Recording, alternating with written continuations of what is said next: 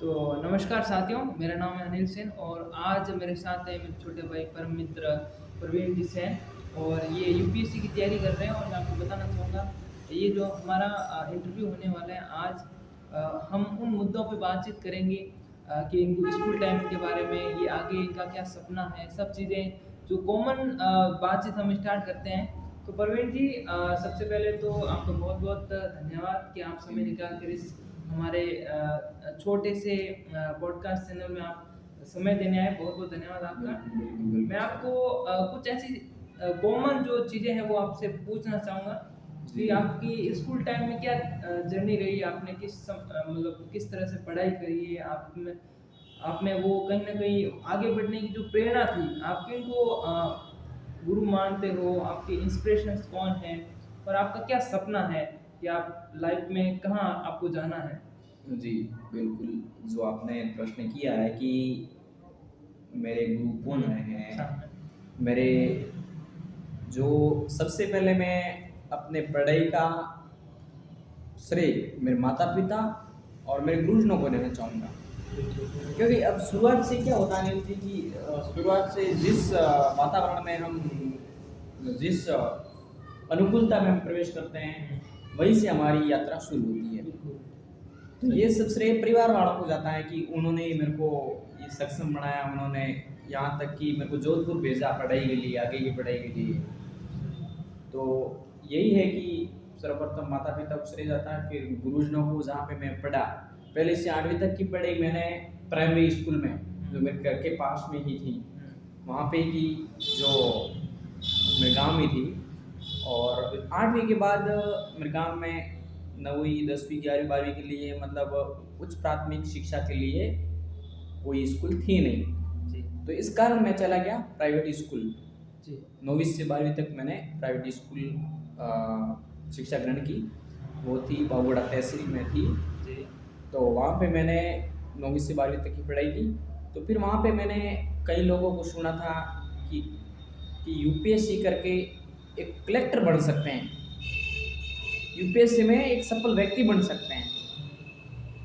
तो फिर मैंने कई लोगों से मैंने राय ली, ये किस प्रकार यूपीएससी किस प्रकार की जाती है और ये करने के लिए हमारे पास क्या-क्या होना चाहिए? क्या रिसोर्सेज़ होने चाहिए?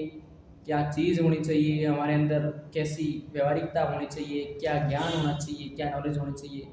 उसी हिसाब से मैंने ये मतलब समझने की कोशिश की। जी, बिल्कुल। और मुझे ऐसा लगता है कहीं न कहीं आप में वो आगे बढ़ने की एबिलिटी है। जिस तरह से मैंने आपके बारे में सुना है और मैंने ये आँखों से भी देखा है कि आप मतलब लाइब्रेरी में बड़े सीरियस के साथ पढ़ाई करते थे और पूरा आपका फ़ोकस जो है पढ़ाई में था और मैं चुपके से देख के वापस आया था। और जब जिस हॉस्टल में आप रहते हो, वहाँ के जो वार्डन साहब हैं, उनसे भी मेरा अच्छा खासा संपर्क है, तो उनसे भी जब बातचीत करता हूँ और आपके बारे में पूछता हूँ तो वो कहते हैं कि बड़ा ही सीरियस स्टूडेंट है, अपने काम से काम रखता है, पढ़ाई करता है।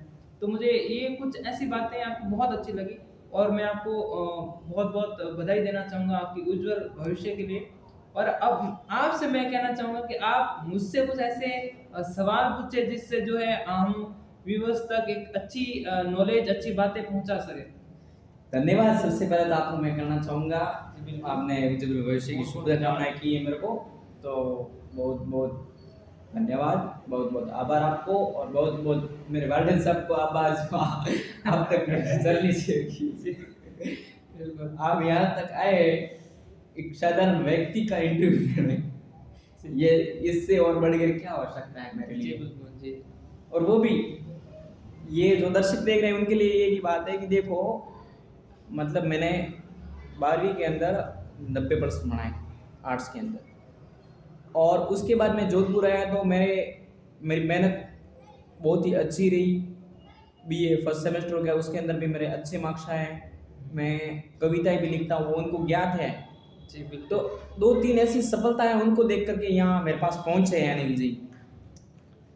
तो इसलिए मैं इनको धन्यवाद देना चाहूँगा कि अभी तक मैंने कुछ बड़ी सफलताएँ भी हासिल नहीं की हैं। अभी तक मैंने अपना मुकाम भी हासिल नहीं किया, उससे पहले यहाँ तक आ गए, तो जी, सफलता के बाद मेरे तो को पता कहीं नहीं न कहीं ऐसा क्या-क्या। लगता है कि वाक़ई में कुछ आप में कुछ कर कर सकने की वो हिम्मत है कि आप कुछ कर सकते हैं, वो आगे बढ़ने की चाहत है और इसके लिए आप कहीं न कहीं प्रयत्न भी कर रहे हैं।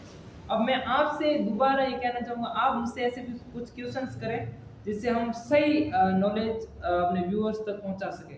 जी, बिल्कुल। बिज़नेस के बारे में कुछ, मतलब मेरा खुद का सपना है कि मैं बहुत एक अलग लेवल पे जाऊँ, बहुत मेहनत करूँ और इसके लिए मैं अभी प्रयास कर रहा हूँ। जी, जी, सर। मेरा एक प्रश्न था कि मेरे ऐसे दोस्त हैं, मेरे साथ में पढ़ते थे, मतलब जहाँ तक का सवाल है कि मेरे जो पहली से लेकर के 12वीं तक मेरे साथ ही पढ़े, ऐसे कई लोग हैं। ऐसे भी लोग हैं, 2 प्रकार के लोग हैं, ऐसे भी लोग हैं जो मार्ग से भटक चुके हैं। जी, जी। कभी नीट की तैयारी बोलते थे, वो 11वीं 12वीं में साइंस ली।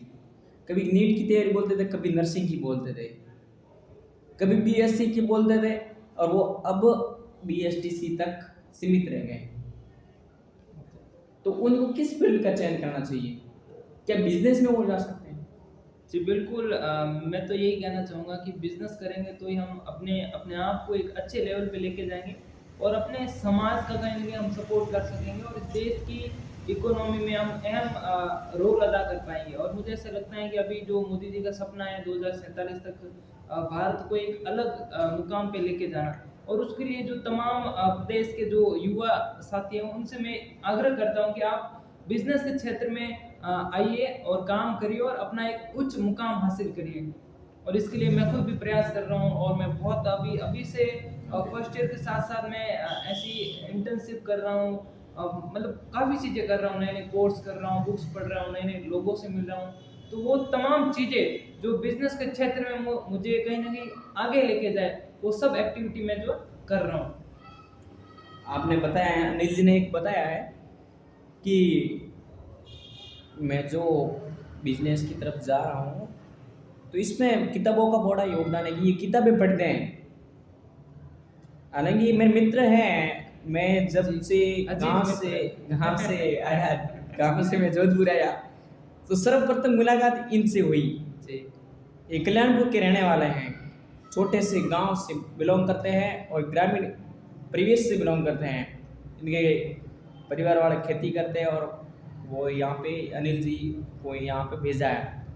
तो आप सबको विदित होगा कि भाई सबसे पहले मुलाकात होगी ना, तो शहर वाले बहुत ही कम बतलाते हैं कि ये कैसे हो कैसे नहीं। तो सबसे पहले इन्होंने मेरे को पूछा हालचाल वगैरह। मेरे को यहाँ हॉस्टल आने के बाद मन नहीं लगा 2 6 7 दिन तक, तो ये मेरे साथ में रहे। मैं रूम में यहाँ था कि मेरे रूम में 12 बजे तक ये बातें करने आते थे, जब मेरे को अच्छा फील नहीं होता था, घर की याद आती, तो ये मेरे पास में आते थे। तो इनको मैं जानता हूँ कि ये जब अब किताबें समय पढ़ते बहुत हैं। ही ज़्यादा हो रहा है। नेक्स्ट पार्ट जो है हम अगले वीडियो में शूट करेंगे। बहुत बहुत धन्यवाद। धन्यवाद।